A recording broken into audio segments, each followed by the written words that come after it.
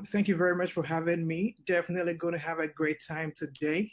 The learnings of COVID-19, 100 days into this pandemic. Looking forward to a great discussion today. Obviously, we all have been hit by it, but we hope that at the end of this discussion, the world will get to see the way forward and the new normal and how we get to live beyond this. How have things changed for you in Kumasi? Well, just like How have every things other changed? part of the world, like everybody has been hit, not You can just hear me? Kumasi. Sorry? Okay. Yeah, so just like I said, every other part of the world has been hit, and Kumasi is no exception. I mean, from our nightlife to our daytime activities to everything. Hardly would you be able to step out. You know, we had a cinema in Kumasi. Now nobody is able to go watch a movie at the cinema. Mm. Nobody is able to step out in the evening to go to Vienna. We have our brother George join us. Nobody is able to step out to go party, and until even the restrictions were a bit tempered with or eased up, where 100 people could actually gather. It was very difficult for people to step out. So it's really affected everybody, businesses, those in the entertainment industry. We are all suffering. I mean, financially, some of the things that perhaps we had budgeted for and thought that could actually reap in money are all turning to be something else. We now have to look at the new normal, which is digital. And that's what we're doing now. So it's brought in a number of lessons. And again, we need to know how to live with it because we are losing so much as well. Yeah, definitely. Thank you so much for sharing that insight. For me, it's been very interesting to see how there's been like a sort of distraction of the old systems, but yet there's this opportunity for new things, and that's what's really exciting. And that's the conversation we're going to be having today. So at this stage, I'd like to introduce our August panel today. I'm very, very, very excited. I'll start with the first four speakers. We have Emma Wanani, who is the Chief Director at Global Media Alliance. She has been with the organization for over 10 years, since she joined in 2010. Her roles entails leading communication, public relations, and digital innovations. She's a passionate communication and personal development coach. So we are very excited to have her. We also have Fumi Onuma, who is the current country manager of Silverbird Cinemas Ghana. She has over 10 years experience in corporate governance, retail, and cinema management across cinemas in Lagos, Port Harcourt, Uyo, and now Accra, and a demonstrated history of working in entertainment and film industry. We're really glad to have you here.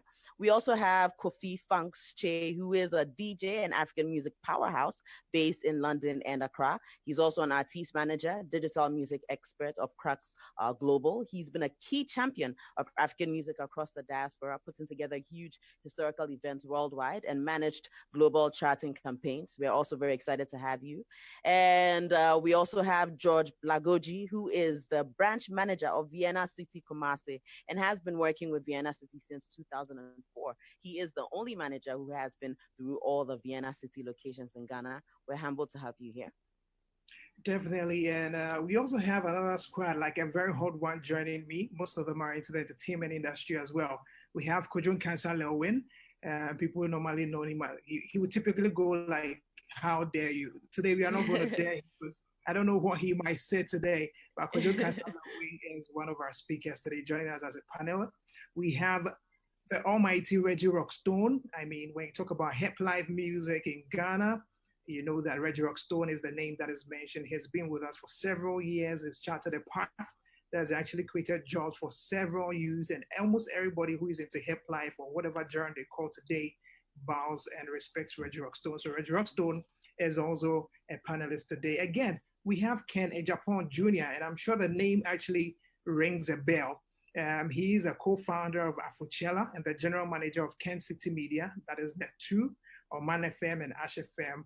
And, typically we refer to his father, but the name comes in and now you know who I'm talking about. That's Ken Ejapon Jr. And then we also have another great guy who is an actor. He's a comedian. He's a TV presenter. He's a host. That is Foster Romanus. If I want to break down the Romanus, you might get into trouble this particular evening. So I wouldn't want to get into that one. But Foster Romanus is also our guest today on this particular discussion. Thank you very much, guys, for joining us.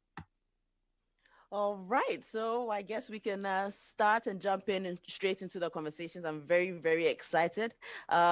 Without much ado, I would like to introduce our first speaker, Emma Wanani, who will be talking on learnings in the events management and opportunities in the events management industry, and also opportunities for the future. All our speakers have 5 minutes. I'm going to be a friendly timekeeper, I promise. Prior to that, Akosia, if I may want to make Emma hold on a bit so that we invite our rep from Takrady actually. Sure, since we sure. spoke about Accra, I spoke about Kumasi, I want to find out from her in Takrady as to how this has actually impacted, or COVID-19 has had an effect on them in Takrady. So we want to invite Magdalene Chelsea Say, who is the morning show host on YFM in Takrady. So if Hi, Chelsea everyone. can actually hear me, yes. Anyway, I can hear you. Okay, that's fine. So, like Akosia said, we are both going to be very friendly. So, we want to find out from you how COVID-19 has impacted or had an effect on the entertainment industry in Takrady. So, for the next 5 minutes, it's all yours. All right, so since we recorded our first coronavirus case here in the Western region, or let me say Takoradi, people became a little bit scared about the virus, though we were not part of the initial partial lockdown, which affected Greater Accra, Tema, Kaswa, and Kumasi.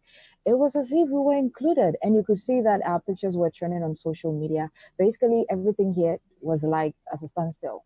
Nothing was happening. And usually, before coronavirus, nightlife in Takoradi is pretty simple. People usually start from Champ Sports Bar, then move to Paragon nightclub or Malibu, and then they will end their nightlife somewhere around Vienna City nightclub.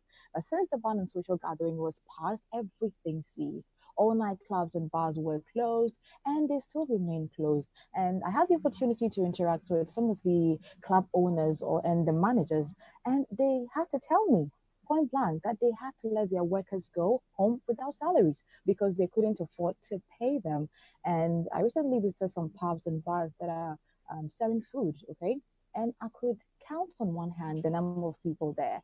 Before coronavirus, all these places were usually packed during weekends. And touching on radio stations, almost every radio station here in the Western region had to cancel their outdoor program, and some saw the opportunity in there to hold virtual shows to entertain their audience. And you can recall we had YFM Triangle coming up with Clash of the DJs as well as the Y Rated Live, which had ISM and Nemesis Loso representing Takrady. To perform to also create awareness on the virus. And due to the pandemic, the organizers of the Western Music Award, that is the prestigious award here in the Western region, had to postpone the award show.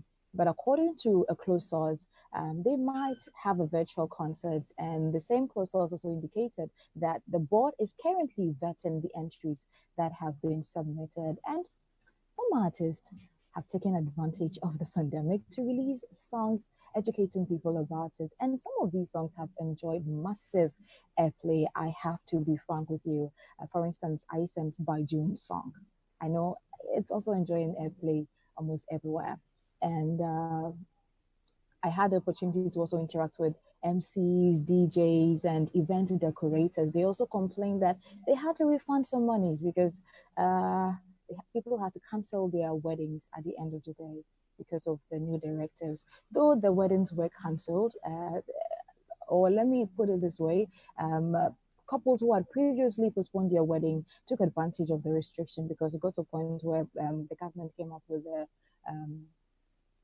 a directive that you can have 25 people at your wedding. So a lot of them took advantage of that and they held their weddings without the DJs, without the MCs, without event decorators. And with the easing of the restriction, people here are still being a bit careful because the cases here keeps increasing. As it stands now, okay, according to the regional update, we have recorded over 1,051 confirmed cases, and out of which 915 people have been discharged and 33 people have recovered and 3 people are reported dead. So basically, when it comes to entertainment life here, nothing is really happening. And there's an ongoing campaign that Western region shouts COVID-19 out, which most of the influential people in Takoradi, artists, musicians, radio presenters, have jumped on to create awareness. Basically, we are in the awareness creation era. Others are taking advantage of that to also donate notes, masks, hold other virtual concerts and stuff like that. But it's some way. Mm. Mm. Well, thank you so much for sharing. I think weddings and funerals, anyone who wants to get married and wants to save, this may be the year. Have the people you really care about and love, and save some money and have a nice, quiet wedding. Anyway, so thank you so much for sharing. We'll go to our next speaker, Emma Wenani, who will be talking about the events management industry and opportunities in there as well. Thank you. Thanks, Akosia. How are you doing? Awesome. How are you? You're looking good. Thank you so much. And I agree with you. Anyone who's planning on getting married, this is the perfect time. You'll have less people to come for the wedding and, save the money for better things, right? Anyway, one of the things I'm going to start with, because obviously I work for an events company that's Global Media Alliance. And, we've been affected just like everybody else with this pandemic. And I do remember when we had to cancel at least 7 upcoming events, even just before the lockdown, because the numbers were increasing and we knew that people would, be not willing to attend events because of, the fear of COVID-19. And most of our events we organize them for 5 objectives. 1, brand awareness, where we want to, create awareness for a particular brand, either an in-house event or even an external event. Another thing we do is to organize events where we're either launching a product or a service, both for our clients or for our own. And then another thing we do is maybe organize events for networking opportunities. So you see, we couldn't really be able to have this kind of events because they need the people to be present, to be able to network, to be able to reach them, to sell the message. If let's say you're working for a client and they want to, launch a product, you can't, the way we were used to launch a product to an empty room, But now that we've come to accept the new normal, I want to just share 3 things that as a company we've been working with and perhaps could be the future of the event industry. And I'm sure my colleagues in the entertainment and event industry maybe will add a couple of these things that can give us some other examples. One of the things that we've had to do is to adjust to the new landscape. NY spoke about the new normal. It's been said that we really don't know when COVID-19 is going to end. This could be our new normal. People are saying that it could become something like yellow fever. When you're about to travel, you'll need certification that you're clear of the disease and something like that, which means we need to be able to work in a system where we're putting things into place to be sure that we are safe and sound, right? So instead of just looking at it and saying, after COVID, we'll be able to do this, I don't know whether there will be an after COVID period. So a lot of event companies, including Global Media Alliance, have had to adjust to this new normal. Another thing is reassessing how we deliver on these events. I'll give an example of an event we just had over the weekend, Ghana Beverage Awards, which we've been organizing for the last 4 years. And this particular event was one of the events we had to postpone because of the pandemic. And we had to weigh the options and think. I mean, at the end of the day, next year will be a different edition for Ghana Beverage Awards. We don't want to postpone the event and affect the event in future. So we decided to go virtual. I know a lot of events have now decided to go virtual. So we decided that Ghana Beverage Awards, we're able to do it in a virtual way. And believe you me, we're able to deliver it with still the same standard that our stakeholders are used to, and we're able to come on board and still award the companies that were supposed to happen. I know we've seen, for example, Hanifa, the US-based Congolese fashion designer. I think she she broke the internet at some point when she had her fashion show without models. You know, a lot of these fashion shows in the US are high-level events where people want to attend to see what kind of outfits are going to be, you know, to be bought. But Hanifa came up with a no models, you know, 3D sort of fashion show. One, she might have lost money, which she could have, you know, people would have bought tickets to attend the show, but she was able to put her brand out there. The same thing with Global Media Alliance. Maybe if we had organized the Ghana Beverage Awards, would have had more people coming, would have made more revenue. However, as a forward-looking communications company, we also can't just hold on and say that we're going to not go with what's happening in the past. I know a lot of DJs have also been, you know, having entertainment shows live on Instagram, on Facebook. I mean, YFM, Accra, Kumasi, and Takoradi have not been left out. We introduced Party Pressure because at the end of the day, we are at home and we still need some entertainment. It's something that we're used to.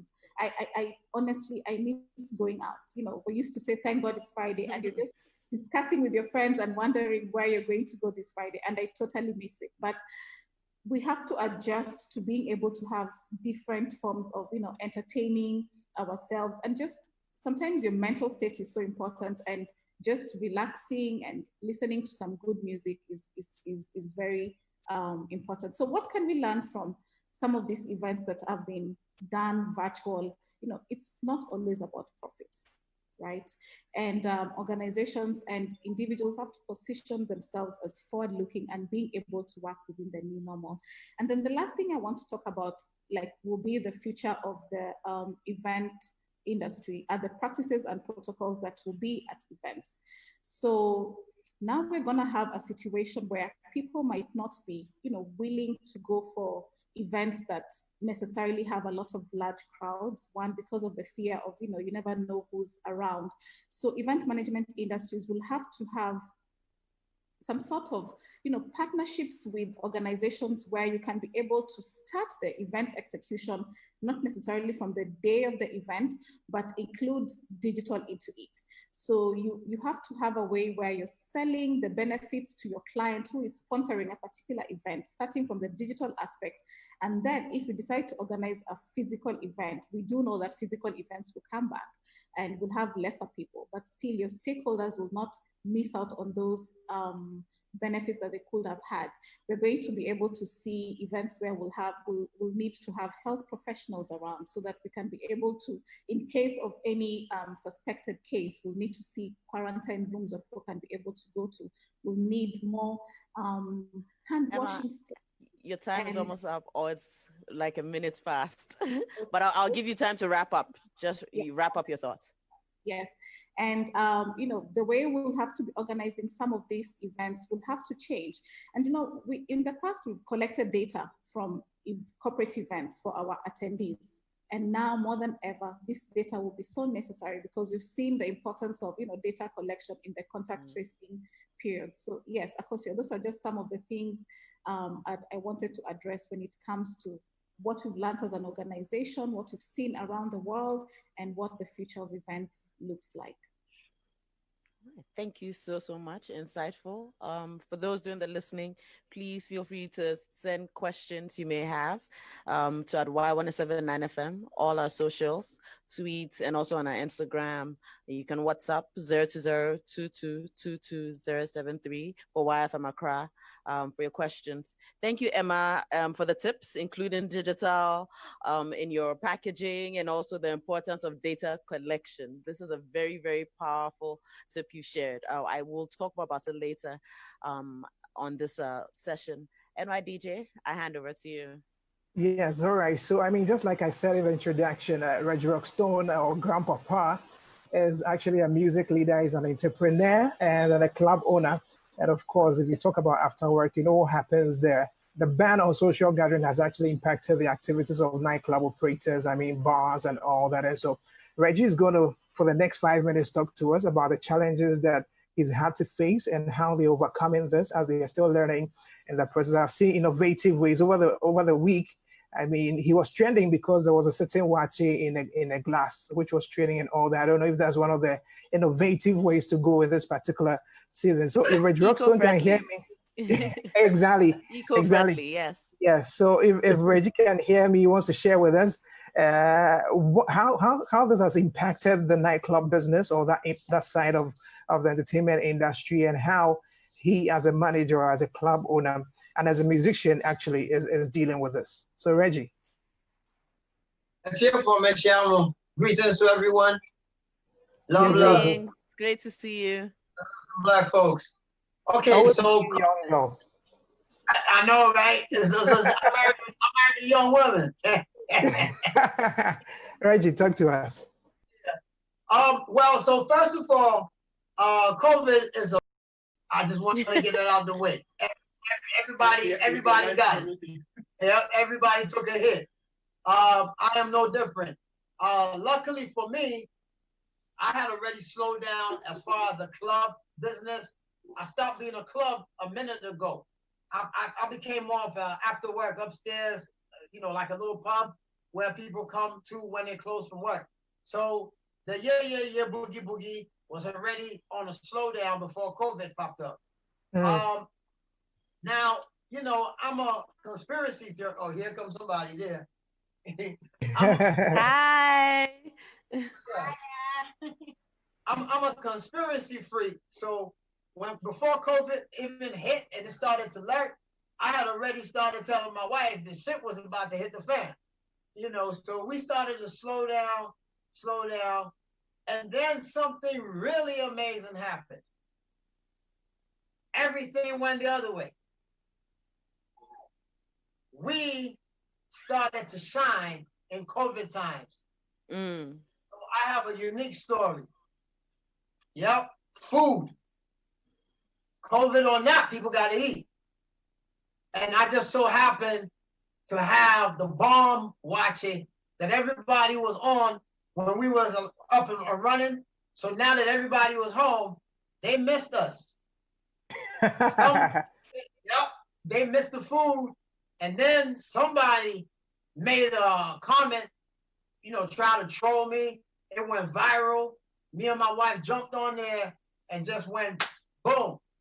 We just started to ride. And now it's just rocks watching all day. To the reality. So for us, COVID is a whole different vibe. I mean, we move in like 600 packs of watching. What's it I say? Yeah. However, I still feel the vibes out there for everybody else. Also, God works in mystic ways. We have become some kind of a charity setup because for some strange reason, people started to donate money for us to cook, watch it, and feed the needy. So that's like a whole nother page. So in COVID times, me and my wife become Reggie Teresa and Madame. And we out there doing God's work and then getting paid for it. So that's our story there. Interesting. I mean, like he said, in these times, he found an opportunity to actually get into something else or focus on what you were doing, since the nightclub business was you were almost moving out of that. Let's look at you and music. I know you've not been too loud on it recently, but then how do musicians get to survive in these times?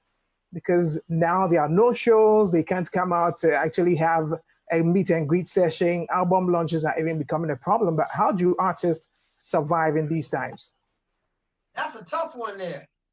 That's a really tough one. I mean, if you have your social media game tight, if you have all your, what they call when they download all that stuff, I'm old school, sorry. If you got all that stuff tight, you should be all right. But of course, you will never have it like it used to be. Nope. But you see, I come from the CD and cassette era and moved into all of the above. So I just survived the wave. Yes, I'm not actively putting the music out, but I intend to put out my collection, my classics, put them out there so, all the fans, it's, to when you're beer, obeying them, no, I hear, seeing social media for no, or more your bedroom. Now, what's me, why am I the IFA? Yes, I actually. I guess I'm blessed that in the social media circles, I kind of stepped up too. So I move with the times. I'm kind of active on there. So yeah, but yeah, man, you really need to strengthen your social media game to translate to the people them, because you know they sat at home, they're not trying to come out, so you got to reach them. Okay, great. I think that's well thought of because, like you can see, somebody like Swiss Beat, and then one other person decided to go on with Versus, and the whole world is tuning in and watching it all the time. It's gradually becoming a big business deal for them all together. So I think, like you said, the social media game has to be tight so that you get to survive and also make some money on that. So Reggie, thank you very much for actually sharing that insight with us here on this particular broadcast. Let me get back to Akosua. So for those who are still listening, you may want to send in your messages. Get on Facebook. We are on Y1025 FM, Y107.9, across all our Twitter and Instagram pages as well. Leave your messages, your comments, and we'll make sure you put it to them when the time is due. So Akosua. All right. Thank you so much. It was also great hearing from Reggie. One lesson I learned: strengthen your social media game. I'm getting really scared of social media nowadays. It's becoming really powerful. It's also becoming really scary. We're going to be moving on to our next speaker. And she is Fumi Onuma. Fumi, please, you have 5 minutes. She's a country manager for Silverbird Cinemas Ghana. We're going to be talking about how things are changing in the cinema industry and opportunities for growth over there. Thank you. Good evening. For us, in the movies industry, in the cinema industry, it's been a very tough one. We didn't see this coming, and it hit us in different ways because we have a lot of, we just don't do local movies, we do international movies, and we had a lot of plans for 2020. There were a lot of blockbusters prepared for our customers in Ghana. And just like Mr. Rockstone said, he had already started planning in how to integrate marketing because prior to COVID, we had a lot of complaints from customers coming to the cinemas and the tickets will be sold out. So we already started a back-end integration for online ticketing. And it's one of the things that will be fully in place by the time we resume because the payment system, the cash transaction, it's a mode of, it's part of the things that we've realized that the virus can be transmitted by exchange of cash. So post-COVID, we're going to have a lot of plans. We have some plans already in place regarding the health and regarding admittance of babies into the cinema, because we realized that people coming for adult movies, actually it had become a norm for them to bring in babies, and we had a lot of issues prior to COVID. So now we're going to enforce it. We're going to restrict the issues of people keeping seats for their friends. It's been an issue, but now we're going to have like limited occupancy. So if you don't book your tickets before coming to the cinema, it's going to be very hard for you to watch a movie because we're going to be operating on a very limited occupancy rates, which hasn't been given to us by the government. We expect between 40 to 30% occupancy, which we would have to manage and actually seal some seats. The health can be overemphasized. We're going to do a lot of health checks. And for that, we'll need people to come in few minutes earlier than usual to see their movies because it's going to take a lot of time to check everyone to ensure their temperatures are at the level that they'll be able to watch movies with other people. And sick people won't be admitted into the cinemas. We'll be so strict with that and we'll enforce that to the highest limit because you'll be in a hall with people for 2 hours maximum, and having someone with a cough and cold and telling us it's mild, it won't allow you, because I have realized before COVID, we could argue certain things out, but with COVID now, you can't argue that. You can't tell me your temperature is okay and you have cough and you're coughing. It's something that won't be accepted at all. And we talk about payment platforms, like the mobile money payments and online ticketing. It's something that the government even needs to enforce. Because when you tell people we're going cashless and they come in with their cash, what are we going to do? We're going to argue out a lot of. So for us, is technically speaking, we have a lot of things to plan. There's the international regulation that will be given to us, which we haven't gotten in place now. And we also have the issues of the local producers, whereas the movie premieres, we have to look at that. When you have a limited occupancy, how would you report that to your producers? So we're going to have to sit down and agree for every movie per movie and producer per producer. We have to sit down and agree how movie premieres will be done post-COVID. Because before COVID, we could say the hall is 200 and you sell 200 tickets, you can easily reconcile it. Time is up, so if you could just wrap up. Well, post-COVID, for us, the cinema industry is something that we're still working around. We haven't really figured it out because around the world, it's an industry that has really been affected. So we're still working on issues. Thank you so much for sharing. There's a lot of things you shared, new systems you are going to put in place that I didn't even think of. We'll have more questions on that during the Q&A session. Thank you so much. I'd like to hand over to my co-host, NY. All right, thank you very much. Learning a lot. I mean, with the cinema industry, for instance, now you'd have to reduce the number of people who come in. That means that cut down on monies that you should have been receiving, and that's very, very a difficult time. Now, I want to move to Kenny Japan Jr., who happens to be the co-founder of Afrochella, and I'm pretty sure it's one of the events everybody's looking forward to at the end of the year. Everybody coming out from Ghana or even in Ghana. If you don't attend Afrochella, like, you're not in that class, you know what I mean? So he's going to talk to us to let us know how COVID-19 has impacted events, and looking forward, what's the best way forward. I mean, I saw images of what it could be when you have to get a drive-in party, like everybody is in his car, and then you have you connect to an infrared or a Bluetooth, and then you're listening to a sound while you're in your car. Is that going to be the phase here in Ghana, or how is it going to be like? So if Ken can actually hear us, Ken, you have the next 5 minutes to share with us the future of event and how it's been impacted so far. How's it going? Good evening, everyone. It's interesting because before coronavirus, so when we first started at Afrochella in 2017, we was doing everything with cash.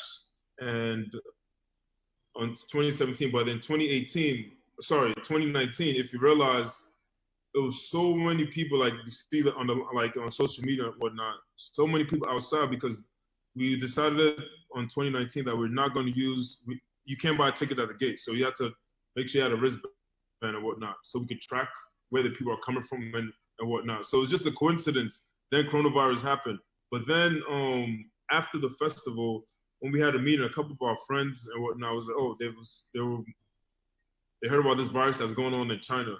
So it was like, if it's anything that happens in China, it could definitely happen in Africa. It was just a coincidence that we was thinking that way, because a lot of people travel to China or whatnot to buy goods, come back and forth. So then we just decided to switch our whole plan, everything we was going to do. So when the lockdown came, in Ghana, people started emailing us, when is Afrochella? But we was like, this can't be, people, do they know what's going on? Because we were not really thinking about having Afrochella, because like people are dying across the different countries or whatnot around the world. So like, what's the point? We're not gonna do it for each other. So we was thinking about, okay, how we can help people. So some of the things we did was like, we gave masks to, like, the first donation we did was like, we gave 1,000 face masks to the Ridge Hospital. Then we gave like 500 to smaller hospitals and whatnot. So just to help, because we was thinking about the overall picture, because if everybody gets sick, nobody could come to Afrochella or whatnot. So it's interesting that even up to today, like, people are still asking when Afrochella is gonna happen. We have everything planned, and like, if we get the green light from government, like, we could do it. We definitely have to reduce the numbers, because last year we did 16,000. That's not gonna happen. And even if it doesn't happen physically, we could actually also go virtual as well. Once we get the green light to move forward and whatnot, we could definitely do it. And we're thinking more of even going more local, like focusing more in like Ghana tourism inside within the country, because maybe it'd be harder for other people to come in. Like, I forgot the person who first spoke, like how now when you probably or when you're traveling, you're gonna need like a vaccine or like the yellow fever or whatnot. So that might change a lot of different things. So if the people are already in Ghana, and then maybe it's a way that maybe we could test it. We have a lot of plans, but I don't think we can share it yet. But I think it definitely will work. But the entertainment industry, like, it really took a big chunk out of a lot of people's pay, I should say, because like artists can't perform. If artists is not performing, that means nobody's going out. Like, if you want to go to a club or a restaurant, because of now, like, entertainment is like with extra, not extra money, but like after everybody is feeling well organized or whatnot, like if their bills are paid for, it's like an additional thing. So that's not the first priority on everybody's mind right now. So I think we need to probably reorganize that, make it like a priority, not the first, but a priority for individuals after everything is getting better and whatnot. So I think we have a long way to go, but I think we can all help each other and whatnot, like in different industries. So that's exactly how you didn't even much of the 5 minutes, but then I still want to engage you a bit. That means that definitely this year, Afrochella is going to go on as if we have the green light from the government. But that means you're going to. If Mr. Jamal gives us the green light, we can start selling tickets. But I mean, looking at the numbers, like you said last year, the 16,000. That means it's highly impossible to do that this year, considering the fact that social distancing, that 2-meter gap apart, and the fact that too many people are not even allowed to gather in a space. How are you really going to do this? Well, if we have to cut anything, we'll definitely cut the amount of tickets, make it like limited amount or whatnot. If we're able to have like gatherings, if we're able to have gatherings like with X amount of people. But I think also of virtual too, it's something that it could work as well too. So we definitely have to cut down, let's say maybe 50 to 60% the amount of people. So it'll be like a limited amount of tickets. Well, that's very true. But then, I mean, we find ourselves in a space, especially since we're thinking of Ghanaians, we find ourselves in a space where a lot of Ghanaians feel, come on, I mean, virtual doesn't give the same experience like we will have, and that they don't want to actually pay to actually watch. Are you looking at that, or for now you make your focus those in the international world who want to watch? To be honest, it's not going to be about the money, because it should be more about the people. So maybe this year, if we could do it and it's virtual, it's not like, oh, we're going to charge all the people to watch something. No, that won't be right. I think everybody's struggling in their own ways and whatnot. So it shouldn't say, oh, to have this Afrochella, you should pay maybe 50 cities and you're going to watch it at home. 1, you're going to buy credits. 2, you have to pay ECG and all that stuff. So we have to make all that part of the package. So if we do anything virtual, from my personal view, not the whole company, but I think we won't charge anything. We won't charge. All right. That's insightful. Thank you very much for sharing with us. So, of course, if it's supposed to go virtual, that's your opinion on the company yet, but you being the boss, if in your will, it should be free as if it goes virtual. I'm really looking forward to that. I mean, that would be more like your CSR as well, giving back to society, just like you're giving face masks and all that out. But thank you very much, Ken. Akosia. All right. Thank you so much. That was very fun to listen to. I definitely want to have a free Africella. So we're going to be jumping to our next speaker, who is Kofi Funk's Che. He's going to be talking about the effect on songwriters, sound crew, production, publicists, amongst others. He will also share insights on the digital streaming opportunities that are actually here now because of COVID. Kofi Che, your audience. Hey guys, firstly, just been great listening to everybody. So in terms of digital music, there's actually been an increase. So digital music has increased by 2.5% in the past 2 months during this COVID period. So that's just the first thing.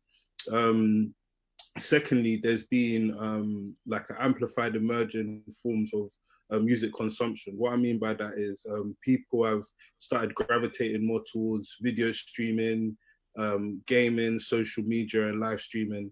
This is where there's been a lot of increase. So I've got a few stats here and a few companies that have started expanding during this period that we should all be looking at taking advantage of. Firstly, I've got Twitch here, which has had the huge growth in the past 3 months. It's rose by 524% since the beginning of COVID. That's gone from 92K viewers to 574K viewers on average, which is like a huge increase. And that's down to gaming, people having engaging shows, etc. on that platform. And that platform is actually also owned by Amazon.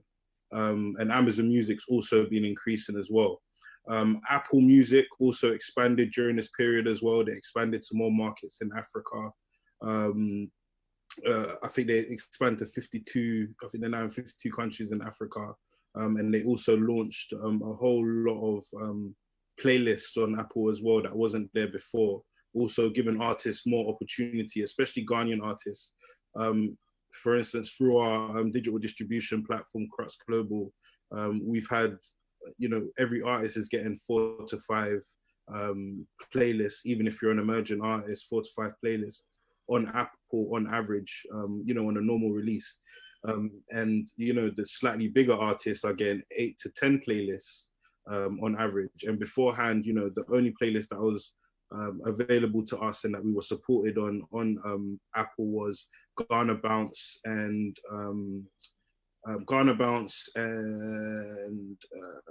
there's the Rising. That's the other one, Rising, which is like the new artist in Ghana. So for instance, when we did Medical's project last year, one of the key playlists they gave us was Rising, but actually Medical is one of the biggest artists in Ghana. So that in terms of on average of what should be happening, it wasn't available at the time, but now they've expanded and understood that, there's a growth here in the scene, etc. And also they've launched a show on Beats One, which is called Africa Now, with DJ Cuppy from Nigeria, but it also gives us more opportunity to reach more people and achieve more streams, which in turn comes into more income for the artist and for the label or whoever is working that.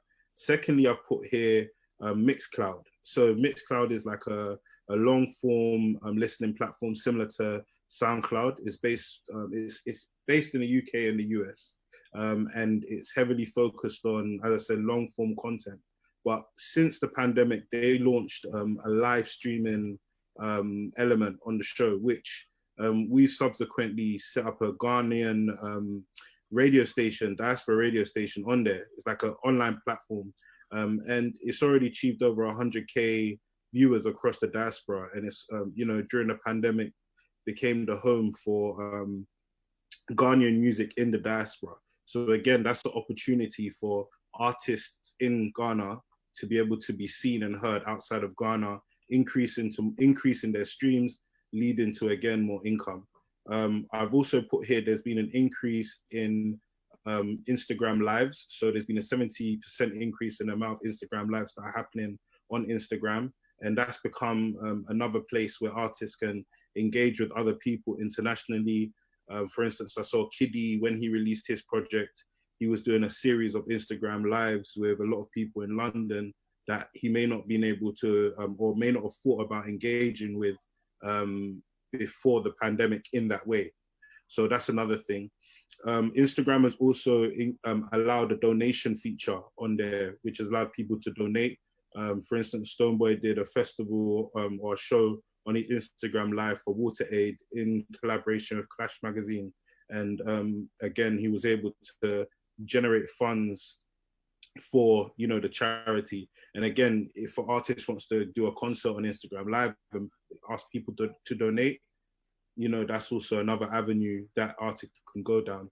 Spotify has also given artists an opportunity to have a tab on their page for people to like donate to that particular artist as well, which is another thing that has added onto Spotify that's, you know, allowed artists to generate an income too. As I said, gaming has been very big as well. And the time is up, so if you can wrap up. Sorry to interrupt. Okay, three more points. So I'll be very quick. Okay. So Travis Scott did a concert with Fortnite, which is a game on Sony, and he had 12.3 million people tune in. It's, you know, the gaming industry is huge. It's about us being innovative and looking for opportunities there. TikTok and Triller are very huge as well. You know, short form content has changed the world, as we know it again, and has given artists a lot of opportunity to be seen. Major labels, you know, in the world, Warner Music Group went public on Nasdaq as of the beginning of June, which again is very interesting because this is a major label going public, because, you know, the music industry isn't what we saw it to be, you know, a long time ago. But yeah, so these are just a few points that I've mentioned. You know, again, Crux Global, we support artists at all levels, established, you know, early level artists, and also a heritage artist. I actually spoke to Reggie not too long ago. And yeah, we support artists in terms of distributing their music and helping them generate funds from their music online. So yeah, that's me. All right, thank you so much. Exciting to hear that's all happening. I was a gamer as a kid, and when COVID came back, I now want to be like full-time gamer again. You know, Charlie, it helps your mental health. And right, DJ, I leave to you. Yeah, so I'm going to go back to that particular band. Like I said earlier, if we want to break in and say R for Romanus, O for Omanus, M for Manus, A for that one, I can't really mention it. Let me get to Foster. Foster, I trust you're doing very well. Well, I'm good. Good evening to everybody, and thank you for having me. Yes. So before you go in, I just want to find out. I mean, at a point before COVID, we found a lot of comedians putting shows together. You guys were supporting each other. You were at almost every week there was an event, and now COVID is here. I've seen you guys go virtual a bit and all that. But how impacting has this been? Like, are you guys really stuck? Like, say, okay, we can't do anything now. How has it affected you guys? Well, a bit. I wouldn't say we are stuck. I think that we sort of we are evolving now, and it's giving us a broader scope of what do we call it? Of thoughts. And now you are not just thinking about the limited audience you are getting now. Even post-COVID, you are now thinking about how to reach a wider audience. Unlike first, you're only concerned about who's paying, who's buying a ticket and coming. So I would not say we are stuck, except we only miss our audience because, you know, we share energy. So we need their energy to flow. So, you know, their reaction, their laughter and all gives you the edge to move on with a particular topic. But now the virtual only gives you, a limited routine. You just have to stick to a particular line. You can't explore. Foster, sorry to interrupt. If you could switch your camera, we kind of have you on the side. Okay, so I should turn it like that. Straight in, Merci beaucoup. All right. Okay. Thank you. That's better. Thank you very much. Yeah. So yeah, that's where we are now, and I would say I want to thank Reggie Rockstone. He gave us his place. We're using it for the Ha show, which was very, very great. And now I miss the place though, especially the watching. Interesting. Yeah. But I must say that a lot has happened. We've learned a lot, and I, for one, have actually come to value the patron or the fan who actually has been paying to come watch us. Now it's like, yeah, it looks like wow, all this while we needed them. So it's not like I'm just putting up a show because I want to do anything, but then we needed them to make the show happen, and now you have to think how to actually, put a material out that is going to make that person at home happy and make that person at home laugh. Meanwhile, you're not actually seeing his or her face. So yeah, I have actually come to appreciate, and I want to say a big thank you to them for supporting us till now. And moving forward,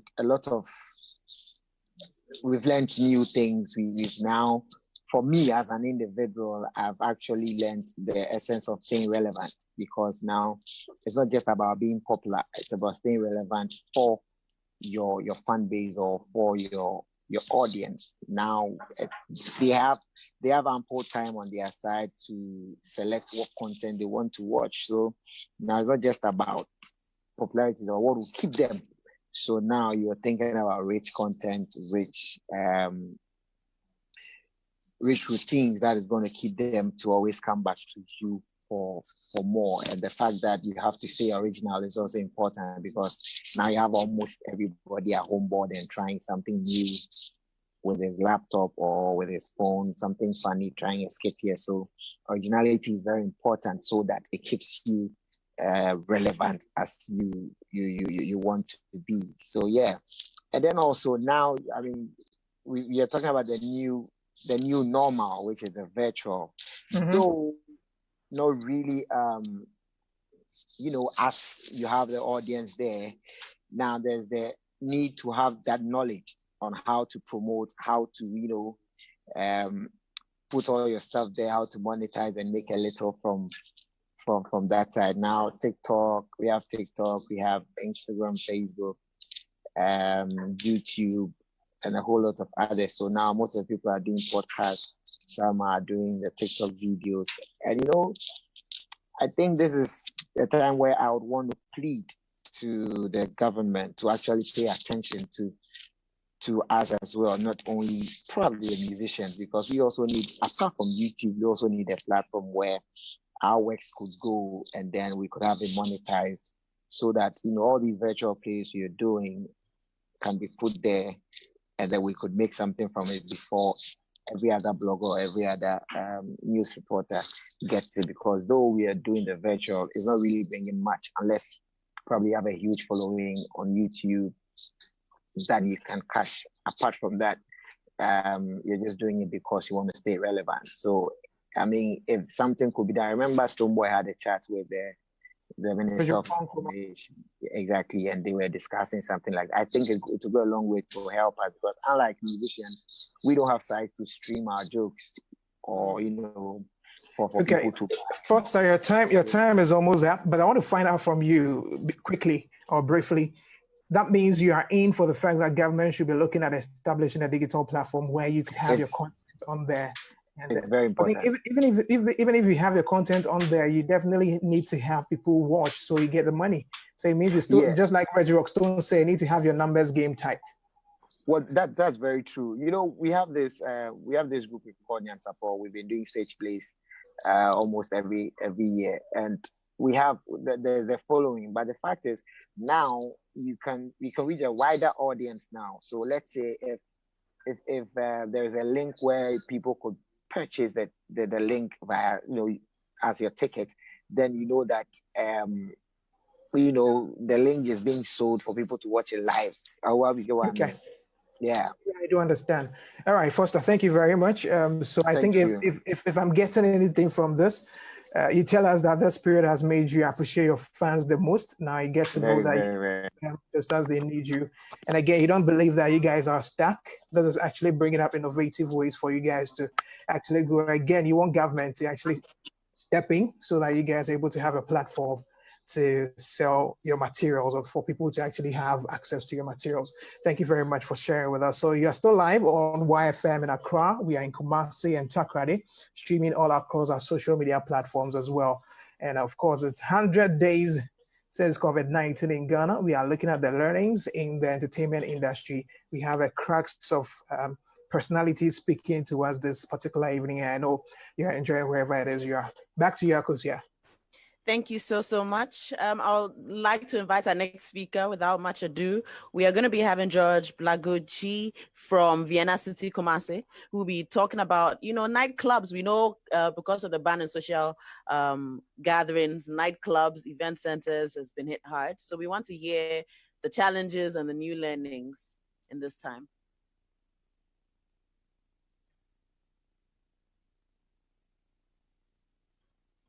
George, you're still on mute.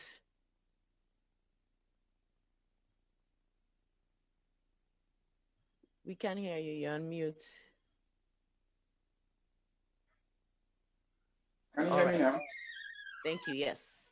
Good evening, everybody. It's been very, very hard for us. I would say the hospitality industry, to be precise, the hotel, restaurants, nightclub, casino. It's been very hard for us because at the beginning, nobody knew that this is coming. We party hard during the last part of last year, December. It was fun. We entered a new year. Nobody knew anything coming like this. We thought it was a distance. So we were just doing our own stuff. But gradually, we passed through Valentine, if I'm not mistaken, and we were preparing for, I think, Easter, which we knew that, hey, the president just woke up and said, we have to just put some measures because this thing is close to us. It was very hard and heartbreaking because, first of all, I will talk about our staff. For example, Vienna City, Kumasi, we were having about almost 104 out, and we have to lay all of them out. It wasn't easy. Just imagine that you are in your home and the subordinates are calling you, boss, what are you going to do? When are we coming to work? It was very, very big and enormous impact. But all the same, as my colleagues spoke about innovations and other things attached, in every situation, you have to think outside the box. We try to excel. We try to operate. Our casino is now in session. We are taking the measures that the government introduced, washing of the hands and exercising the social distancing and what do you call it again, the nose masks, and so on and so forth. So we come back to some of the measures that the institution, that is Vienna City, put in place. First of all, our staff is very, very, very important. Definitely, we have to organize skeleton staff to hold the fort so that we see the near future what the Almighty God will bring on board. And we also talked about our patrons, both the existing and the potential ones. How are we going to handle them? Because everybody can bear with me that Vienna City is a strong party pillar in Ghana because we are found in almost all the 4 big capitals in Ghana: Accra, Kumasi, Takrady, and Tema. So we thought about how to survive. We went back to our drawing board for business strategy, and we came up with some strategy that we have to do some deliveries. We have to intensify it because that is how we're going to survive. Because when you see left, right, center, no help is coming from nobody. So we tried to go out there, especially you YFM people, you help us a lot. YFM Kumasi, YFM Takrari, I don't know of Accra. They help us intensify our delivery session. And we came back to our, what do you call it, casino as well. We always have our, what do you call it, our lucky night. I would say, yeah, lucky night. We intensify it as well. And people enjoyed it. It was amazing to see even some of the patrons calling when the ban was lifted, partially. Hey, boss, when are we going to come and have some small entertainment at your place? And it is amazing. That means they were loving what we were doing. So we have to think deep, very, very deep. As one of the speakers said, I've forgotten the name, one of the ladies says the disease can transmit through money. We have to re-strategize by going into the POS system, Visa cards, mobile money for payments, and that stuff. And even another your time is up. So sorry. So if you can just wrap up for us. Okay. Thank you.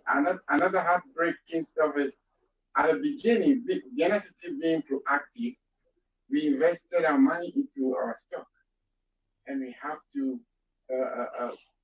put more money because we thought the Easter holiday is going to be hard and big. So we push more in there. By the end of the day, everything is locked. You can't get your money back because the money is being pumped in your stock, and you can't get it back unless you sell to get your revenue back. So it was very, very big on our part. Very, very big. Somebody will say, we were bleeding, seriously. We were bleeding. So we just want to see what the government will do in the near future. Whether we heard that they have some sort of funds that they're going to use to support the hospitality industry, sorry. So we want to see how best they will come up with it and how we are going to get our part of the share to satisfy our patrons and our staff. So that is all I can say for now. Thank you so much. That was insightful. And I would like to leave it to NYDJ. But yes, let me remind everyone doing the listening at Y1079 FM social, send your questions there and we'll ask them to our panelists. Thank you. All right, thank you very much, Akosia. So I'll now move to my Oseko brother, that's Kojo Kansalo-Wing.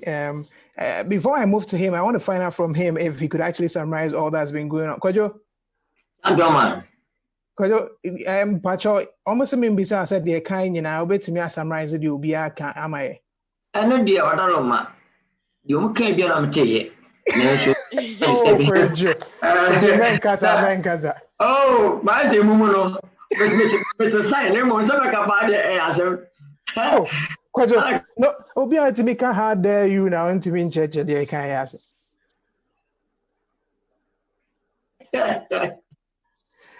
Kojo, anyway, I know they're not just by the by, but thank you very much. So when you're and what Nancy are training all this one, yes, you say what did you be eka COVID-19 by you as an actor, me sure say how of course when to be movies near the or short comedy videos be near the but COVID-19 by who as an actor, how now affect you for movie side?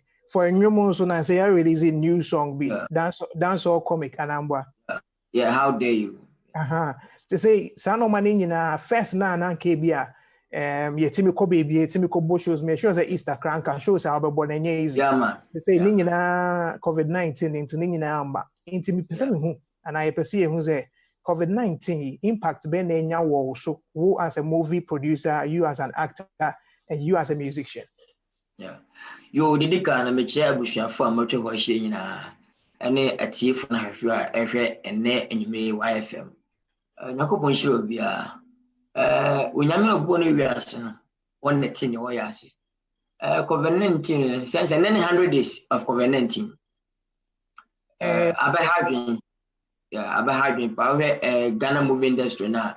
as a kumo no na emphasize car boy and the car kwema na fene nke bo boy nke beso donc ben se be twa fe ya dia ko se unyame mama ebedi and tu so bi antimi enkonko ya adwuma ana akoye star na akoye celebrity mutimi trase se wo twa mako venenti atwam ansa na odofo ana fans atonka they say like producers and the actors no adwo bi ne wono ma okwa akoje a obabe na akoye mpo a wo de ko fan na sabi akoto ma nipa ko na de ko fan na cinema be na de ko nipa sai kwa na beba mutimi mpi nipa do mutimi kunkutwa be nyame adom se celebrities inde the creativity de ho e baby bia adofo ni beje de ne wa ho be sere de wo su beje asu ase eni ntino tabi ya na o backup send ni da o backup e series at one be last year mo no ha aya twindi mboga akwaba nti ede ma YouTube na mu na issue ni ba na chi send for now no win YouTube every Tuesday bia and the same time no e said be YouTube mutimi ko twene podom ne mum to bi won ma ye be nipa message na ha tu gina na ye na se ne so aboa ma adofo di wachi ni podom na mu ro ho a hwe ose no mbenya anije and the same time no binua edin nenso ye wa fi bia ye di esi ade chienko na de chiensonko ana wi na wo bia na wono so a memende nim nenso nyame no bo wi ase no wona tire wo yase. And the same time, no, over my side, yeah, never be na affect me. 2, and your side one so over your man, and you're not here, and I won't show a charge. It's you go you na 2, and you're going here, I found out combo video more than 60 times, 70 times, you won't and then you know. But in the same time, no, so no, my side is 2. I get my international school. More up to just as one, and also not your cruise. Will be uncomma. Intermediate because I made the jam cashier, and also a hammer, you say a brabo, and then be when you better say, your da, our hobba, I want your basket. Tis I may a bra, and I want you a bra or resting a resting and you say, I'm an enemy. Then be vesting a whole in so I'm a name, I say. Nti me say sa COVID-19 twama adwuma bebuga na so no ene akwantu amanfo betu kwa Blagojci no ebabu nipa adwene ntiasesu nti mu bia bia because Nigeria say obeye adwuma ani eti no poni nyina no me de still na no mani ji omu say emre bi ba ani je na eba ti fana ye na marovo mu ni sum ni ahochim na de ko aka short time me film na edi nhira edi aba. Yeah. Okay, Kwajo, my member COVID-19 they say it said the cano obi nim time be free ho to say the start say no ema eka no e be say bia bi kra de say nche be to say yellow fever shot I will be too kwan near wall no ansa na wetimi to kwan they say obi nim time be twam school for instance they say students into me already na nkasa wa won charge ahe bia na akazo yes carefree. Movies, yeah, director and producer and team for see Yankutra movie. 1 hour short skating kakra the good your friend is saying. Into looking forward, no quite ben now be first was surviving. Quite ben now, for instance, or first would be surviving say Ubenyeska kakra because they said your kind on your hit a crown to Minko Bosho. Yeah, and meaning there are times that Easter or to me Bosho Kumasina Juna went to quite call once and now. The same number into quite ben now, for instance, or first was surviving. Bishop for them chamber say bibia your backup first you are to you as now popra or so twini papa ne boni or so you say a bit messy ain't me see into so a backup the first for now ya dey ba ye no the obia did no e dey obo am no bu na chi and do save to no end na aso no credit and say for now no ye bo am go na say for now no e dey hwe on ketenkete saa e dey koso na say na be ya unyakopo be ye free. So how we you can make say we sing that you nanke nyina ewu but so boa you near tiase ah nyina da so tiase two as we start one day say for now obasere ubenya ne je wale ho a YouTube Use Empire TV and Kojo Kata TV the same time no we series at the YouTube abaga kwaba na enyo no no ya tia kofom but within 5 days or 6 days ya be week ye no Sika me didi no matam ese da bi be ma de wosi suma sana maham me hwe ma nwo so enkofom bitwa video na no ye menyo ni wa metwa no almost 60,000 600 billion se na be at least anyu fans won so be ebe gina ma me se ya ntwoma e bi nya hwehwe ya atuma kwa akobo ti me video no da montre no audio nyina me kasa ma ye nyu be 4 ani nya matwa video ko se ye backup ato se nya me ya do na de ntimi twom kwa se na be ya best ma survive banya fe ya de ntwoma wi afi na boko studio ta na boko studio wi enye ma monte be hit ti for na no ya backup agu echi.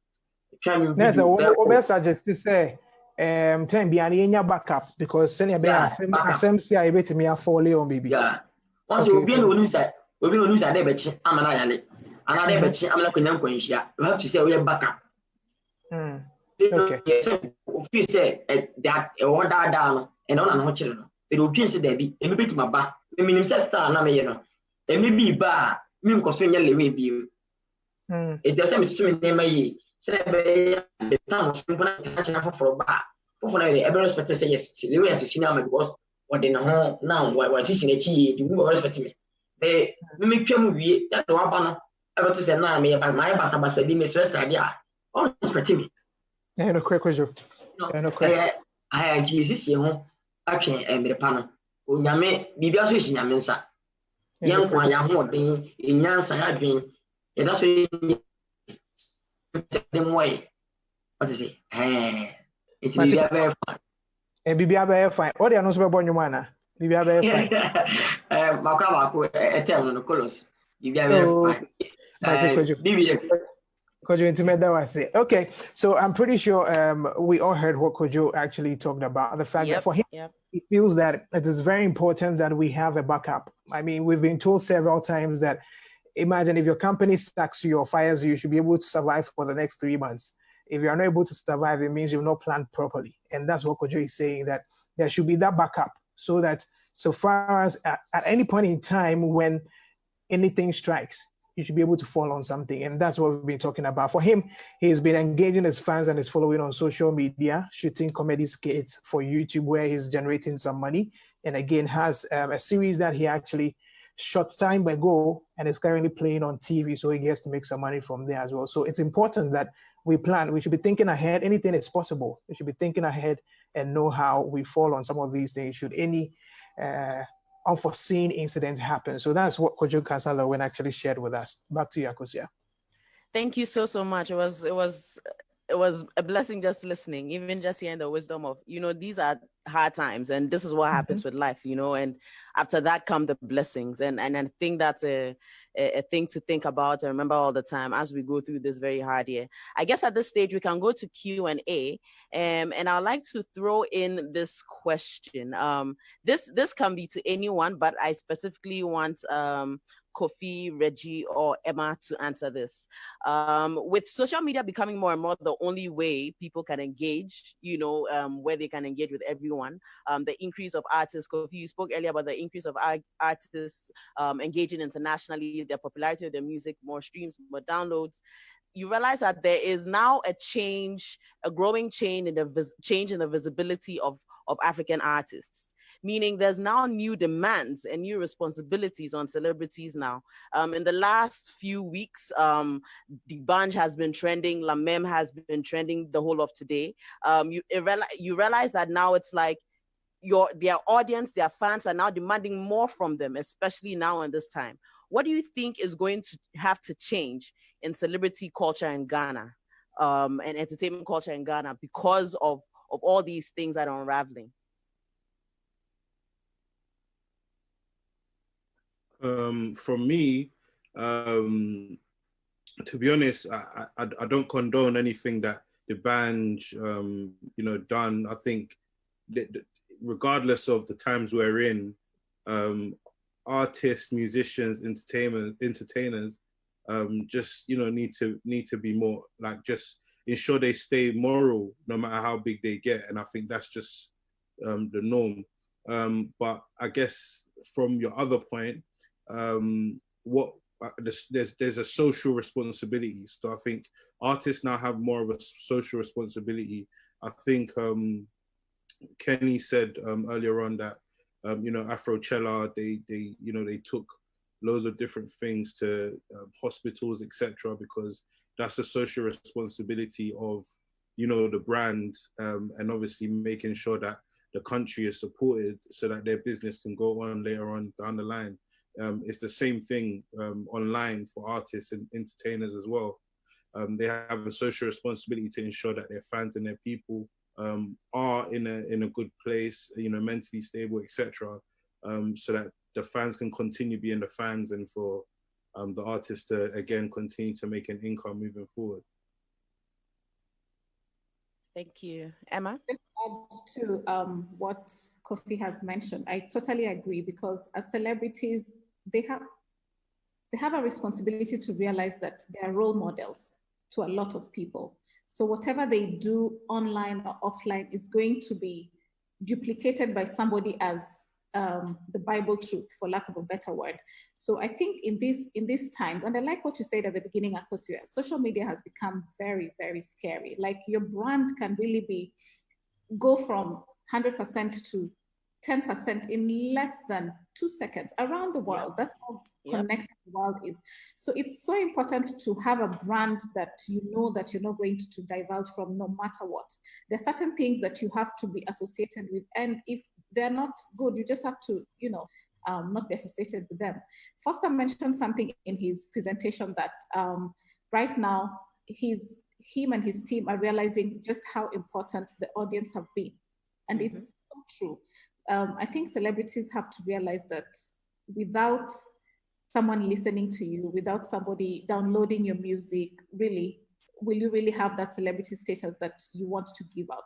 And it's so important right now to give back to the people who have been supporting you right now, and create a brand that you can be able to, stand up to and be known for. That's what I'd add to what Kofi has mentioned. Thank you. Reggie, do you have anything to add? Yes. Well, first of all, I am completely lost. What happened with the bonds? I've been pimping rice and beans. I missed a lot of stuff. Another rape allegation, and it's been trending throughout.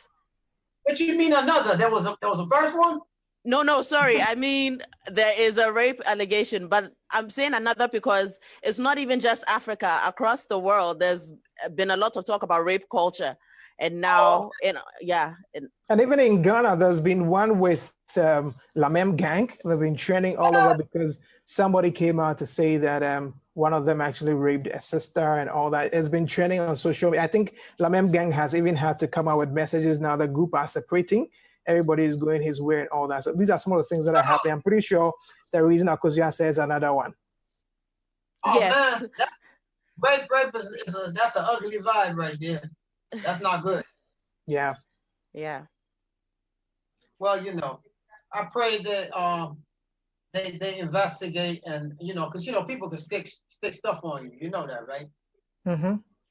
I'm not saying that I know whether they're guilty or not, but boy, like you said, with this new internet, and it's crazy. It's crazy out there. So I pray they investigate and do the right. Yeah. So it is scary, no doubt. I mean, I'm the old man who keeps it young, and some crazy stuff goes on in my DM. I got some really creepy folks that come in there. I guess if you are familiar with what went down a month or two ago, you had this brother who came on Twitter and spoke about my 6-year-old daughter. I don't know if you remember this. And yeah, I do. When he threatened to rape or something. Wow.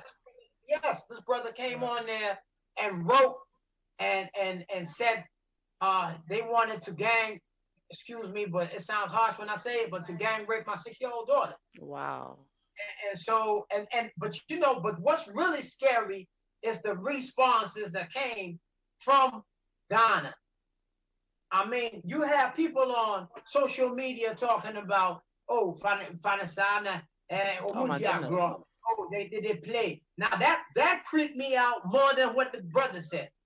because all of a sudden I realized that there was a whole bunch of people out there who did not know that this was wrong. And you have grown folks coming to me talking about, oh, you better, he was only playing. Oh, this is the one that broke my heart. Oh, you only trying to trend. That's crazy. You must have lost your African mind. Wow. Listen, I wanted to kill somebody. You see? So, yeah, it's really scary now. It is. Whether it's true or it's false, it's scary. Reggie, thank you very much for that input. I want to throw across a question as well, and this could be answered by any, especially those who operate with the cinemas, with the nightclubs. Reggie, you also operate Rockstones. You have the watch joint there, and people come through and all that. Now it's obvious that people are now scared to step out. Like, even though people are gradually getting out of it and coming out, it's still scary. People don't want to step outside and go sit a place and eat. People don't want to walk into the cinemas and do all that. For somebody like George, who handles Vienna City, how are you preparing for the future, or as we said earlier, the new normal? Because obviously you can't have 1,000 people in the cinema, you can't have 1,000 people in the nightclub anymore. Even if you want to use your outdoor space, you still can't have thousands of people gathered there. It's so scary now. How are you preparing for the future? And again, the clients or somebody like myself, I'm asking myself, am I going to pay extra to access the same service that I was getting? Is it going to be the same? Is there going to be a change? How should we all prepare for the future?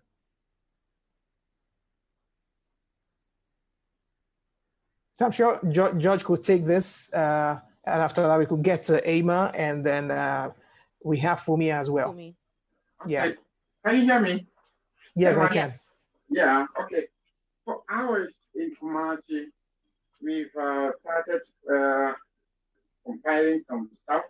First of all, everybody knows Kumasi, Vienna City, to be very, very tall in karaoke every Thursday.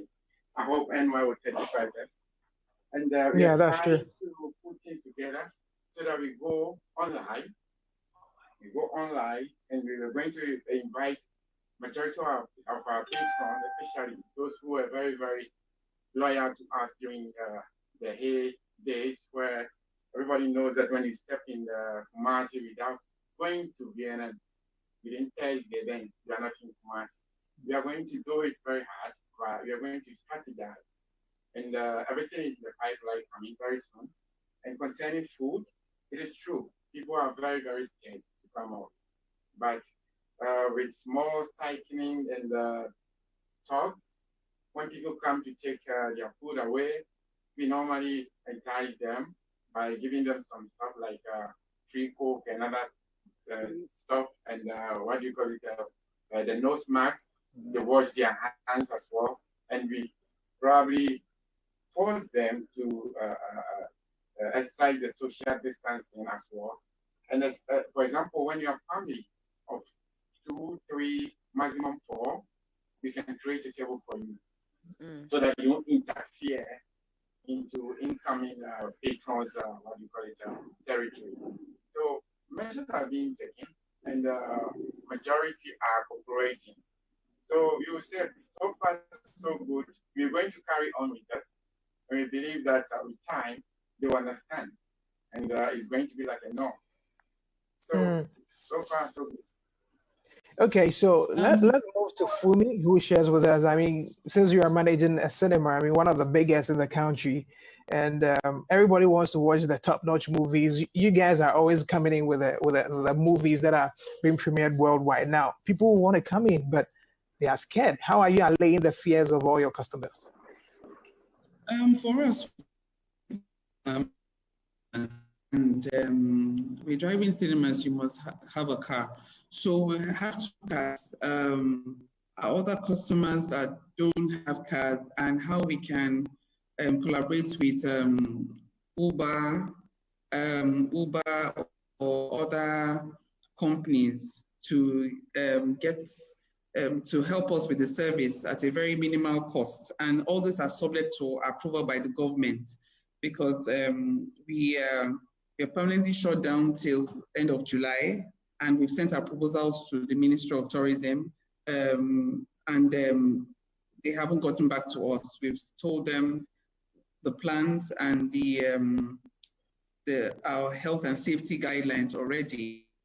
So everything is in the hands of the government and also the international studios and local producers, which we need to work out the new normal way of business, especially the movie premieres, which will be an issue because everybody wants to make money.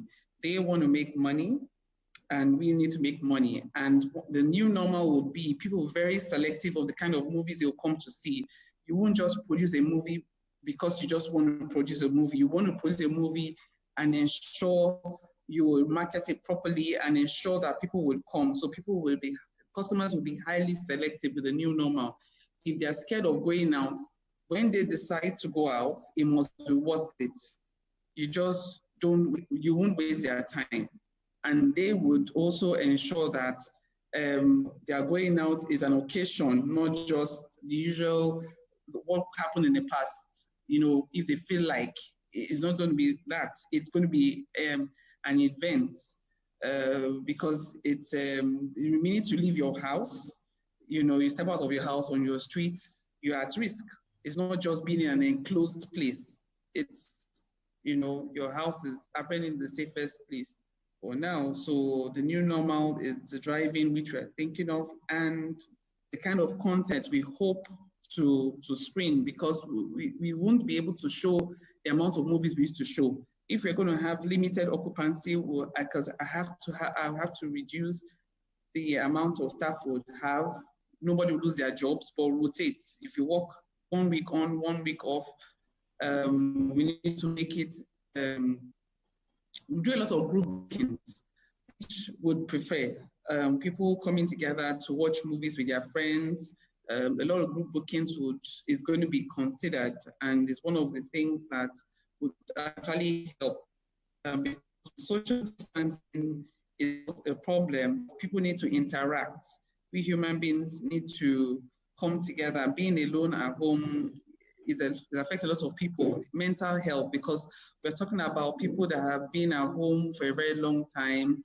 They are seeing the same people. So a lot of things are happening. So our customers need to interact. And that's there's an online poll that has been done by the movie industry, because most of the big studios won't release their films to online platform like Netflix, HBO, and all of them. They are still insisting to show their movies at the theaters because of the returns and the fact that Netflix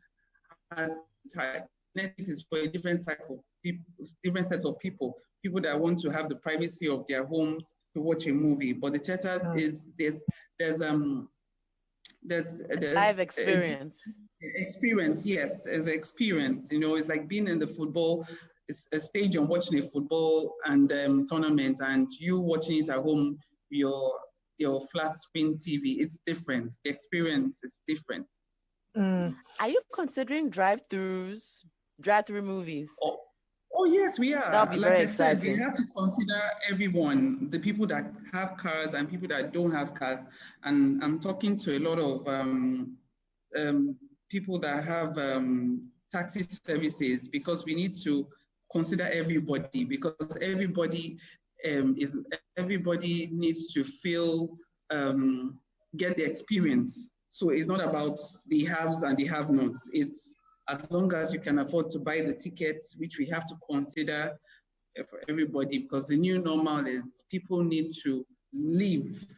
And once they're not living well, then, like I said, we're going to be dealing with a lot of mental health and families and issues. You know, it's an experience. The cinema itself is an experience, meeting different people and just getting out of the home, because it can be very, very frustrating seeing the same four walls every day. It's depressing.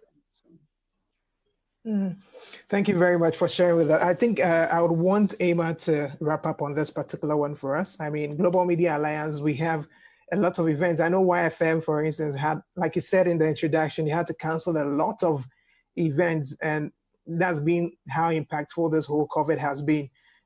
Looking forward, how are you preparing for the next 6 months, or should I say the rest of the year, with events, for instance?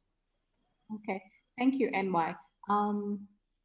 In my initial submission, I mentioned that we'll have to start weighing the events and looking at how much impact we're going to create. Events, definitely, most of the time, we want them to bring profit. You know, you won't just be organizing an event unless it's a CSR event for sure. But sometimes the money put in, you also need an investment from it at the end of the day. So some of the events we organize, honestly, even with the 100 people restrictions that we've been given, we can't be able to meet it because, you know, you have vendors, you have the people producing the show, and then now you have to ensure that you have guests as well. So with these restricted numbers at the moment, we don't think we're going to be having any physical events yet. But what we are looking at is how we can be able to create impact through our events, but using virtual platforms. So it's an opportunity for us to also grow in this area, obviously, because this is the future. You know, we've been talking about digital transformation for years, and now it's an opportunity for us to actually capitalize on it and see how we can be able to make the most impact. I think it was Kofi or Kennedy who mentioned that right now people are not willing to pay for events which they're watching online, but you never know. In the future, this could actually change. So we need to be prepared for this, and this is what we're doing. However, for the events, once we start having events, like I mentioned, you know, we'll have to have, you know, sanitation stations all over. We'll need to be very keen on data collection because contact tracing has been actually the thing that has actually helped Ghana. I'll be honest, because I do compare the cases in Ghana and Kenya, because I'm Kenyan, and I look at how the contact tracing has been done in Ghana, and I appreciate how important it is. So that cannot be put to, I cannot overemphasize on how important it will be in the future of organizing our events. But as a company right now, what we're doing is just seeing how we can be able to have the most impact, giving our audience, I mean, right now we're having a virtual wide dialogues, maybe with Fumi's cinemas, but now it's virtual. So this is the forward-looking kind of platforms you want to do. Thank you. Thank you. Okay, Akosia. Yes, so it looks like we're actually good for time. So we have time for more questions. For anyone doing the listening, at Y1079 FM is our handle in Accra, at Y1025 is our handle in Kumasi.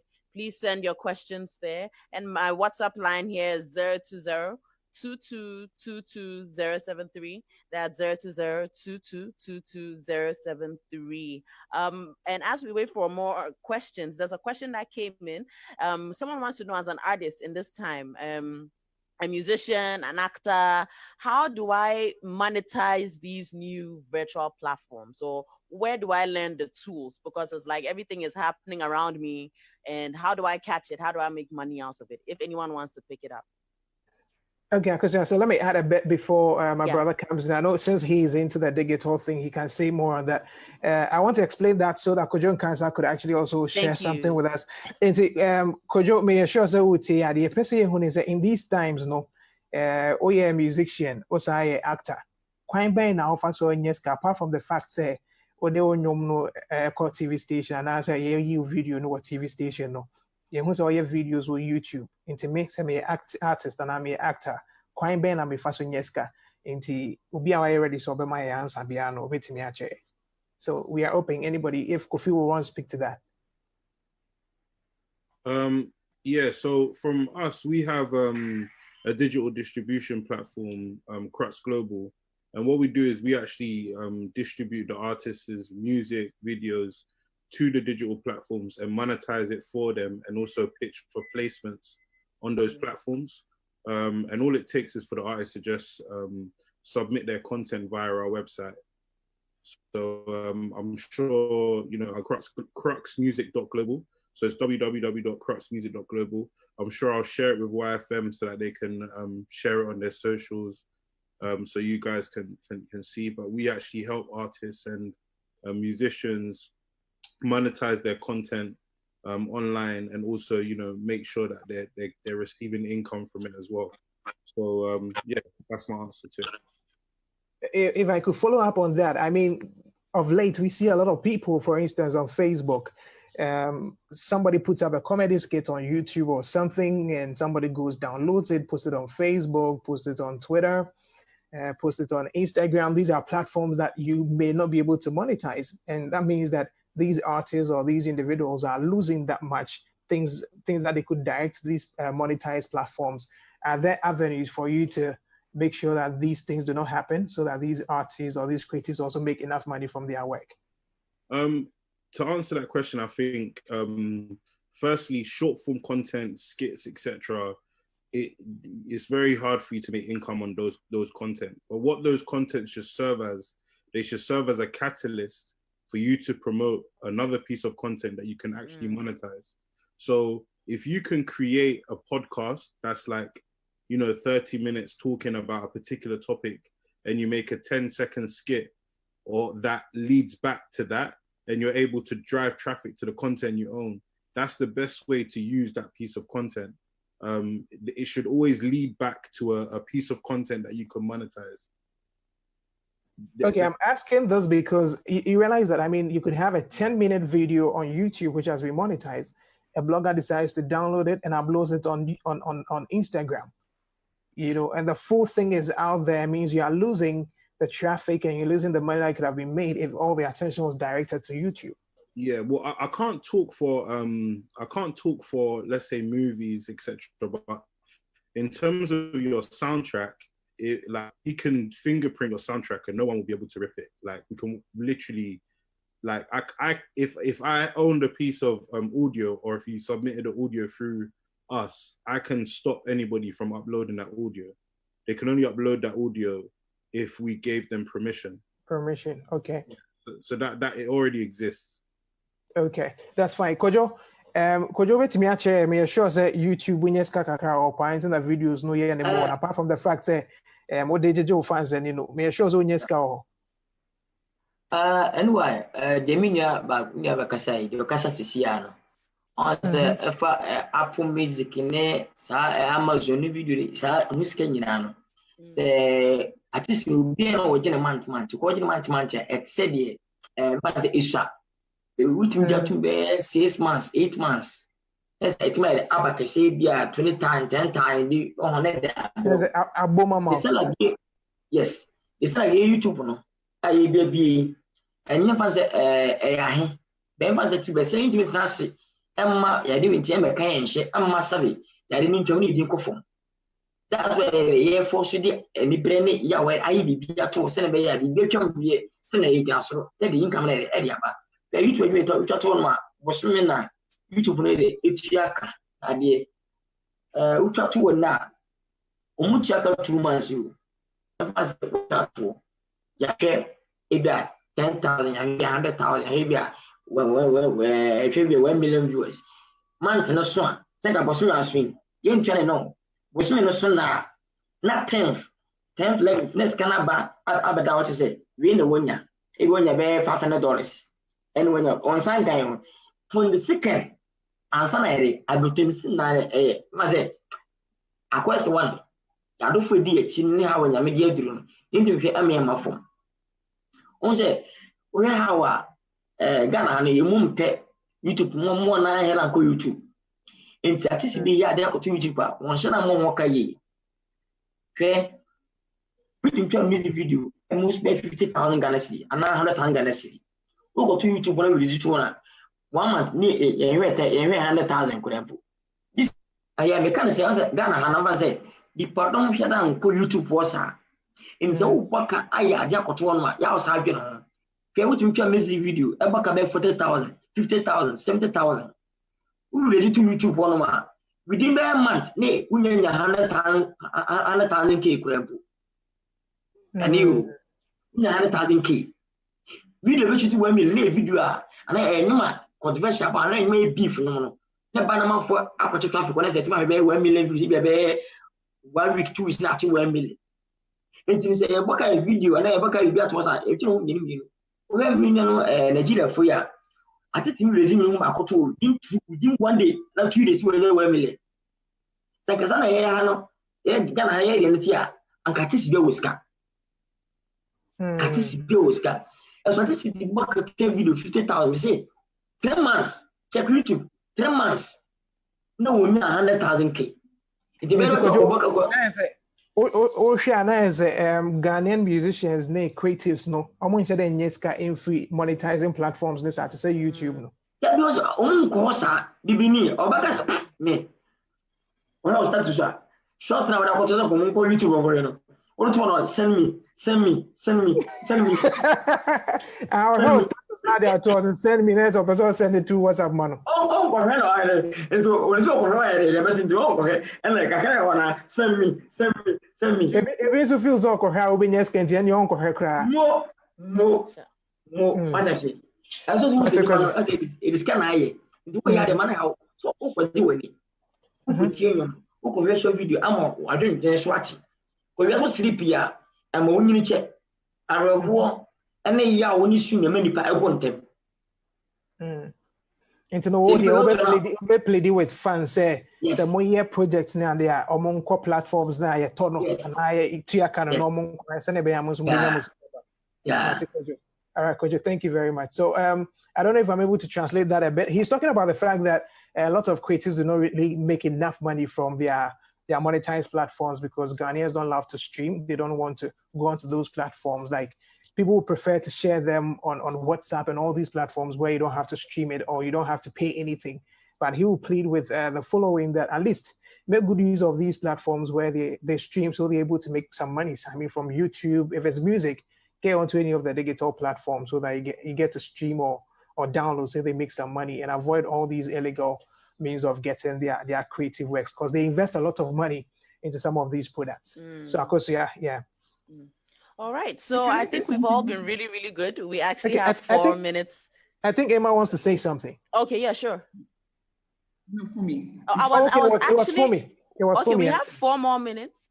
So I was actually, we are supposed to wrap up with closing comments. Because I'm moderating, I definitely don't want to end with closing comments. I want our panelists to be the ones to send any final remarks to their listeners. We have 4 minutes, so that means 30 seconds each. 30 seconds each, just maybe something final. Then NYDJ, you can probably close us off. But someone sent a message asking why the president is not opening the clubs and bars. Well, obviously we are all still worried in the COVID pandemic. So we are trying to see what we can do. So yes, if anyone wants to go first, 30 seconds, a final closing. Meanwhile, Kofi, you've also put up your cracksmusic.global. So let me just read it aloud for those listening on radio. Check out cracksmusic.global for artists, and Kofi will talk more about it. Thanks. Okay, so I want to start. Yes. Okay. First off, I would like to say a big thank you for this opportunity, and then moving forward, I want to say this, that I'm very grateful, most especially to Global Media Alliance BC, especially for their theme for the month, which is the financial literacy. Because one of the things, like Lewin was saying, was the aftermath. What next? So it's important that we know how to invest our money, because if any pandemic should hit again, you're going to fall on your savings to cushion yourself. They said if you're fired, you need to survive on your investment for the next 3 months. So I think it's very important they're having this one. And probably, Kofi, if there is a way we could discuss and have a way of pushing comedy through your platforms, we'll be very grateful, so that we are not just limited to the YouTube, because most especially we, the comedians, apart from YouTube, we don't really have any other platform to actually push it. And so yes, if there is something like that we could sit down and push, I'll be very glad to be a part of it. And yes, so thank you very much for the opportunity, and I'm grateful. I think it's great, especially when Little Wayne just finished speaking about Ghanaians helping each other. I think if we all help each other, like a good example, we use Africella's platform to sell more watch it for Reggie Rock's cross promote Vienna City, then the comedy and stuff like that. If internally within Ghana itself, it's about 31 million people right now. If we all help promote each other across each platform, I think will definitely help, and then everybody can actually benefit from each other. Even if it's 10 pesos, we all can split 1 peso each, and it'll add up like gradually. So YFM, GMA, thank you guys. Thank you. Anyone else? I would if like you can, yeah, thank you. That I think one of the things that we should be grateful for is maybe this is an opportunity for us to be innovative. So let's take it as an opportunity not just to look at the negative sides of COVID and the pandemic, but also an opportunity for growth and for innovation. And I really like what Kennedy said with being able to cross-promote and work together with other professionals in the same industry to see how we can be able to lift each other up. So thank you so much for this opportunity as well. And yeah, I'd add on from that as well. Again, thank you for the opportunity. And it's been amazing to kind of just sit in with you guys as well and just everyone's thoughts. Yeah, I guess moving forward, like in my space of business, digital music, etc., and digital content as a whole, I think it's just about making sure that everyone is educated on the platforms available to them. And yeah, through Crux Global, we'll definitely keep everyone updated. And to add on to what Kenny said as well, I think it's in addition to Ghanaians connecting and working with each other within Ghana, I think it's very important for Ghanaians within Ghana to connect with the diaspora as well, because the diaspora hold Ghana very tight to their heart, and they also have a lot of opportunities that they have, like myself. I grew up in London, I'm from London, but Ghana is very close to my heart, and that with that being the case, my whole schooling, education, and life in the West has been driven to making Ghana a better place. And there's a lot of people like me in the world, and I think it's about Ghanaians connecting with diasporians around the world as well as connecting with Ghanaians within Ghana. So yeah, thank you again. I also say thank you to YFM. Hello, can you hear me? We can hear you clearly. Yeah, I also say thank you to Team YFM for organizing such a brilliant platform for us to express our grievances and challenges. And I'll also step in the shoes of my competitors that it is very hard to come by with money. You have to be very, very strategic. You have to know what to buy, what to put your money into, because the returns will be very low. So you have to be very, very, very tactical, so you can get money to look after the existing staff. I would say the skeleton staff, because they are not a lot. The few staff that you are managing, so that you can operate smoothly. And I would also say that you can come to Vienna City. We provide nose masks and sanitizers for free to our patrons. And certainly, as I said, we are going to use this opportunity to do our karaoke online. So if you want to participate, you're welcome. So good luck to everybody, and good luck to you guys all. Awesome. So I don't know if Fumi has something to say. I mean, wrapping up, 30 seconds.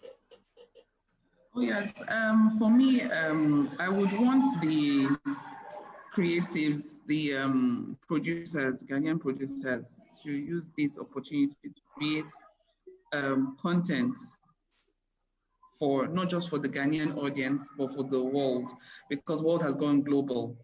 Storyline, jokes, and all that. Remember, the world is your audience now, not just the Ghanaian audience. So basically, things have changed, and we need to move with the change. If you want to get paid well, you need to think global.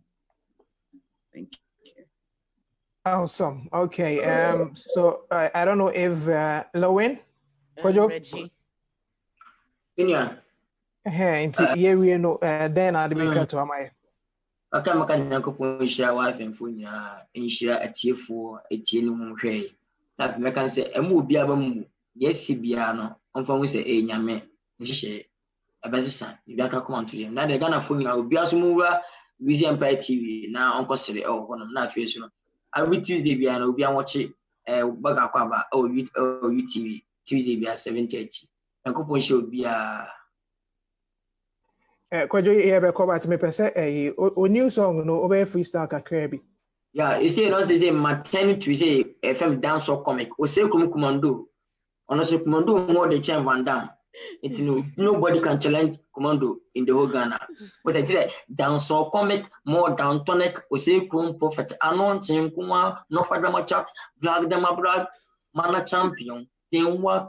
No, we, champion Jimmy, don't try me, VJ Jimmy, la lie. Ose Krum Commando, but how dare you? How dare you? How dare you? How dare you? How dare you? So, yeah. Reggie Rockstone. Gojo Kumio. I want you. Special one. Special one. How many names yeah? Many baby. Share. All right, Reggie. So you want to wrap up with us, Reggie? Peace and love. You know, my brother out here looking like Busum Pyong upside down. Because you're looking like Cisco dipped in on Pink Floyd. Reggie, I said me I can't the tree and can't be boy could you pow. No, guys, that's why I say Busum Pyong I turn upside down. Hey, listen, man, I love you guys. It's out of necessity comes the greatest innovations.